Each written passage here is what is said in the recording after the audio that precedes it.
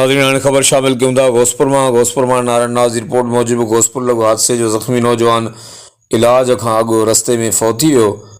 नौजवान जे घर में कोराम मची वियो।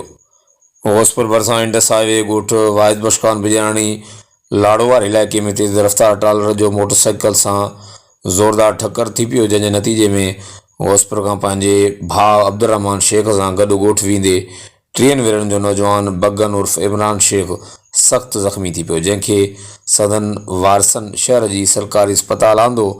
डॉक्टर मौजूदु न हुअण सबबि खेसि नाज़ुक हालत में कंदकोड़ी सरकारी अस्पताल ने पियो विए त हुन रस्ते में दम धणी हवाले करे छॾियो। ॻोठाणनि मुड़िसी करे ट्रालर ड्राइवर खे सोॻो करे पुलिस हवाले करे छॾियो। अहिड़े इतला मिलण ते फौती जे घर में कोराम मची वियो। अमड़ ऐं घरवारी खे बेहोशी जा दौरा पइजी विया। घोसपुर पुलिस वाक़े जी NC दाख़िल करे वधीक जांच शुरू करे छॾी आहे। फौती जे मड़ जो सिविल अस्पताल कंदकोट में पोस्टमार्टम बाद लाश वारसन हवाले कयो वियो। हर वक़्तु आगाहण लाइ ॾिसंदा रहो GTN न्यूज़ घोसपुर।